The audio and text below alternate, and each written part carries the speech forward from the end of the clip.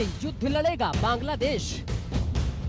भारत की सीमा पर बांग्लादेश का खतरनाक ड्रोन। बांग्लादेश की परमाणु बम वाली गीदड़ भभकी। अराकान का आतंक, टेंशन में बांग्लादेश। बांग्लादेश में कब थमेगा हिंदुओं पर अत्याचार।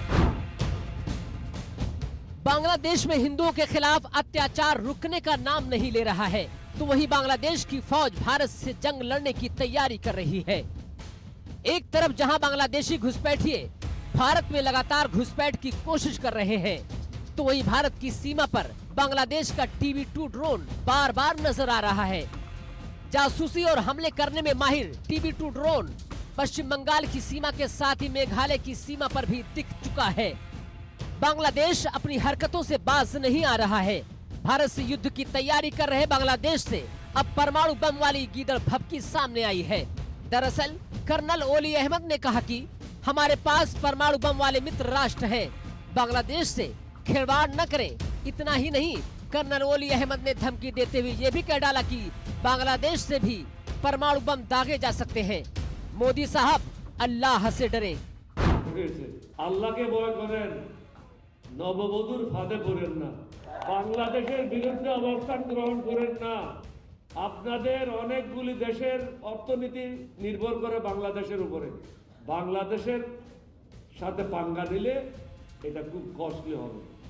আমি কয়েকটা মিটিংয়ে বলেছি, অ্যাটম বোমার ভয় দেখায়েন না, নিউক্লিয়ারের ভয় দেখায়েন না। আমাদের অনেক বন্ধু রাষ্ট্র আছে যাদের কাছে নিউক্লিয়ার বোম আছে এবং তারা দিতে রাজি আছে। সুতরাং আপনি ব্যবহার করবেন, আমরা এখানে কলা ছুটবো, এটা হবে না। এখান থেকেও নিউক্লিয়ার বোম লঞ্চ করা হবে। টিট ফর ট্যাট, বন্ধুত্ব চান বন্ধুত্ব, শত্রুতা চান শত্রুতা। कर्नल ओली अहमद बांग्लादेशी राजनीतिज्ञ हैं, पूर्व मंत्री रह चुके हैं, बांग्लादेश के पूर्व सैन्य अधिकारी भी हैं। वे बांग्लादेश नेशनलिस्ट पार्टी के पूर्व नेता हैं। बांग्लादेश की इस्लामिक कट्टरपंथी सरकार और उसके लोग उल्टा चोर कोतवाल को डांटे वाली कहावत को सच करने में लगे हैं। वे भारत को गीदड़ भभकियां देकर डराने की कोशिश कर रहे हैं, उस भारत को जिसके कारण आज बांग्लादेश का वजूद है। भारत से बढ़ते तनाव के बीच बांग्लादेश में पाकिस्तान जैसे हालात होते जा रहे हैं।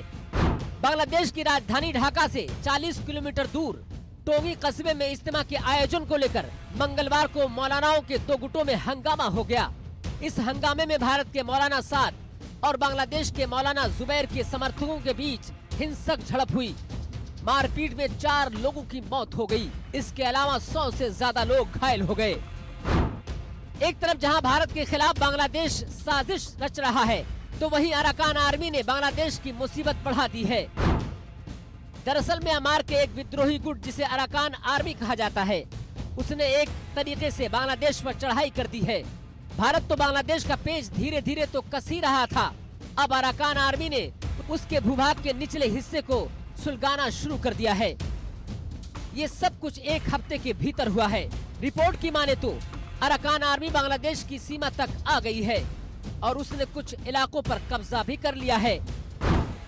कुल मिलाकर कह सकते हैं कि भारत से युद्ध की तैयारी कर रहे बांग्लादेश की यूनुस सरकार से अपना देश तो संभल नहीं रहा है, और दूसरी तरफ भारत को बांग्लादेश से परमाणु बम की गीदड़ भभकी मिल रही है। Bureau report, India news.